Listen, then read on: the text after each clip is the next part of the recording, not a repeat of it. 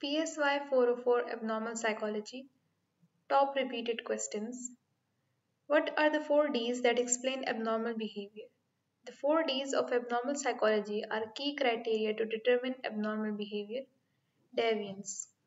जब आप सोसाइटी के सेट किए हुए स्टैंडर्ड से डेविएट करते हैं तो कहा जाता है कि आपका बिहेवियर एबनॉर्मल है. Deviance. Behavior that significantly violates societal norms, varies by culture. Distress. Behavior causing emotional or psychological suffering to the individual. ऐसा बिहेवियर जिससे इमोशनल और साइकोलॉजिकल सफरिंग हो उसे कहते हैं डिस्ट्रेस. डिसफंक्शन. रोजमर्रा के जो काम होते हैं उसको करने में खराबी आए. वो ताल्लुकात भी हो सकते हैं, वो अपना ख्याल रखना भी हो सकता है, वो कोई काम भी हो सकता है, उसे कहते हैं dysfunction. Danger. Behaviour posing harm to oneself और अदर्स. आपसे खतरा हो किसी को या आपको खतरा हो किसी से या आपसे अपने आप को खतरा हो. Danger. What, according to DSM-5, is the definition of abnormal behavior? DSM-5 defines abnormal behavior as it is a syndrome characterized by clinically significant disturbance in an individual's cognition, emotional regulation, or behavior that reflects a dysfunction in psychological, biological, or developmental processes underlying mental functioning. What are the biological causes of abnormalities? इस सवाल को वो आपसे ऐसे भी पूछ सकते हैं और दूसरा तरीका है कि वो सिर्फ आपसे जेनेटिक फैक्टर्स का पूछ लें या सिर्फ आपसे बायोकेमिकल इम्बैलेंसेस का पूछ लें. जेनेटिक फैक्टर्स यानी कि आपको विरासत में अपने माँ बाप से जो जीन्स मिली होती हैं उसमें अगर कोई चेंजेस आई हों तो उससे स्किज़ोफ्रेनिया, डिप्रेशन, इंटेलेक्चुअल डिसेबिलिटीज़ जैसी बीमारियाँ हो सकती हैं. और जो क्लोज कज़न मैरिजेस होती हैं उसमें रिसेसिव ट्रेट्स जो हैं वो मिलकर एबनॉर्मल बिहेवियर शो कर सकती हैं. Biochemical imbalances. हार्मोन्स या न्यूरोट्रांसमीटर्स जब उनके नॉर्मल लेवल में डिसरप्शन आ जाती है या ज़्यादा या कम रिलीज होना शुरू हो जाते हैं तो उससे एबनॉर्मल बिहेवियर कॉज होता है. जैसे कि imbalance in the level of GABA causes anxiety. Imbalance in the level of dopamine causes schizophrenia. Imbalance in the levels of serotonin causes depression. Nervous system हमारी बॉडी का CPU है. अगर ये ख़राब हो जाए तो एबनॉर्मल बिहेवियर कॉज हो सकते हैं.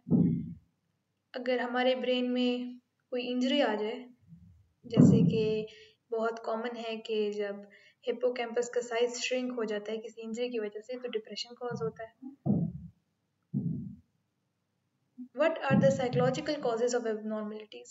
फ्रूडिन की थ्योरी के अकॉर्डिंग जो स्ट्रक्चर है पर्सनैलिटी के ID, ego and super ego जब इनके अंदर कॉन्फ्लिक्ट आ जाता है तो इंसान एबनॉर्मल बिहेवियर शो करता है जो कि रिजल्ट में आते हैं डिफेंस मैकेनिज्म्स जैसे कि repression, denial, sublimation, rationalisation.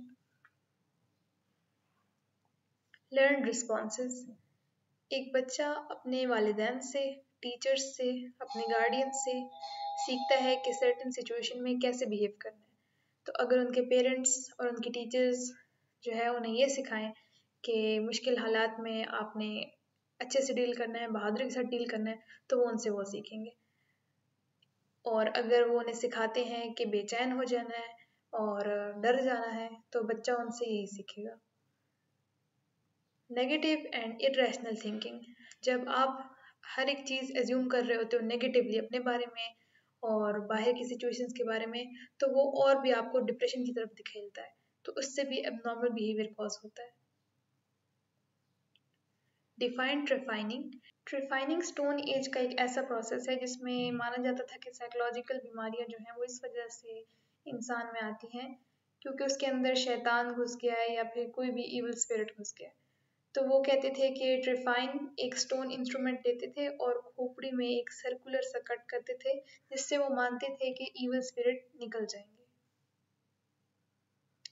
Exorcism भी ऐसी एक टेक्निक थी. उसमें प्रेयर्स, नॉइस मेकिंग और अजीबोगरीब जो है मशरूबात पिलाई जाती थी क्लाइंट को मारा पीटा जाता था और उन्हें भूखा रखा जाता था कि इसके अंदर से जो शैतानी रूह है वो निकल जाए.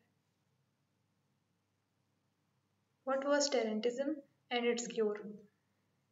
ये एक साइकोलॉजिकल डिसऑर्डर था। ये माना जाता था कि जो वुल्फ होता है उसके चक लगाने से, और स्पाइडर जिसको टेरेंट्यूला कहते हैं उसके चक लगाने से जो उनका जहर होता है वो बंदे के अंदर फैल जाता है, जिसकी वजह से वो वुल्फ और स्पाइडर जो है वो उस इंसान पर काबिज हो जाते हैं। तो इसका क्योर है टेरेंटिला, जो कि एक डांस था जिसे बहुत शिद्दत से किया जाता था ताकि पसीना निकले और उस पसीने में जो वुल्फ और स्पाइडर का पॉइजन है वो बॉडी से निकल जाए और वो इंसान जो है पोजेशन से आज़ाद हो जाए। Mention any 3 or 5 significant contributions of Islamic psychology. अल-राज़ी, उन्होंने म्यूजिक थेरेपी इस्तेमाल की एबनॉर्मल बिहेवियर और मेंटल डिसऑर्डर्स को ट्रीट करने के लिए। इब्न सीना ने किताब लिखी जिसका नाम था तिबुल कानून, और उन्होंने इमोशंस को लिंक किया बिहेवियर के साथ, और कंडीशनल थेरेपी जो कि आजकल मानी जाती है बिहेवियरल साइकोलॉजी, उसका इंट्रोडक्शन करवाया। अल-गज़ाली ने एक किताब लिखी जिसका नाम था इहिया। उसमें उन्होंने बताया कि बच्चे कुदरती तौर पर ईगोसेंट्रिक होते हैं, यानी वो खुद की मानते हैं और खुद की बात को ही वो सही समझते हैं। ये बात का अंदाज़ा हम इससे लगा सकते हैं कि एक छोटा बच्चा जब आपके साथ छुपन छुपाई खेलता है या वो आपसे छुपने की कोशिश करता है तो वो अपनी ही आंखों पर हाथ रख देता है। उसका ये मानना होता है कि मुझे अगर ये नज़र नहीं आ रहे तो इन्हें भी मैं नज़र नहीं आ रहा। तो वो अपनी ही मानते हैं, जो बात उन्हें समझ आती है बस उसी को मानते हैं। और उन्होंने ये भी कहा था कि जो फ़ियर है वो सीखा जाता है, या तो बच्चा एक्सपीरियंस के थ्रू से सीखता है या कोई उसे सिखाता है, यानी डराकर।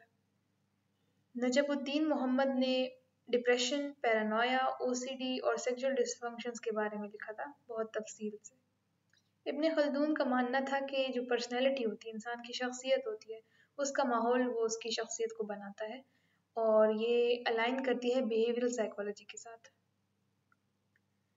What is the procedure of diagnosis?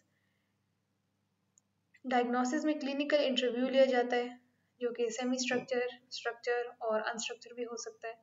Subjective rating, यानी कि पेशेंट खुद अपने बारे में बताते हैं कि वो कैसा फील कर रहा है, उसके कंसर्न्स क्या है, उसका एक्सपीरियंस कैसा है। बेस लाइन प्रिपरेशन जो है, एक रिकॉर्ड बनाया जाता है ट्रीटमेंट से पहले की जो स्टेट है पेशेंट की, उसके लिए।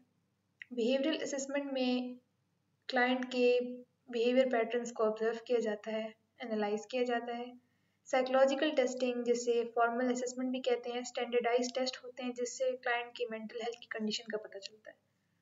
DSM-5 और ICD-10 को एज ए कंसल्टेशन इस्तेमाल किया जाता है। ये डायग्नोस्टिक मैनुअल्स हैं जो कि हमें बताते हैं कि फलां को सिम्टम्स की बेस पर कौन सा डिसऑर्डर है। Prognosis and treatment plan, treatment plan क्या होगा, किस तरीके से ट्रीटमेंट की जाएगी क्लाइंट की। प्रोग्नोसिस ये है कि उस ट्रीटमेंट का आउटकम क्या होगा, क्या वो गुड प्रोग्नोसिस होगा या वो पुअर प्रोग्नोसिस होगा। गुड प्रोग्नोसिस मतलब कि ट्रीटमेंट अच्छा जाएगा और हालत में बेहतरी आएगी। पुअर प्रोग्नोसिस ये है कि ट्रीटमेंट का जो है ज़्यादा फायदा नहीं हुआ और हालत में बेहतरी नहीं आएगी। How are the clinical assessments categorized? Clinical assessment tools fall into 3 categories: behavioral observation, clinical case history interviews, psychological tests.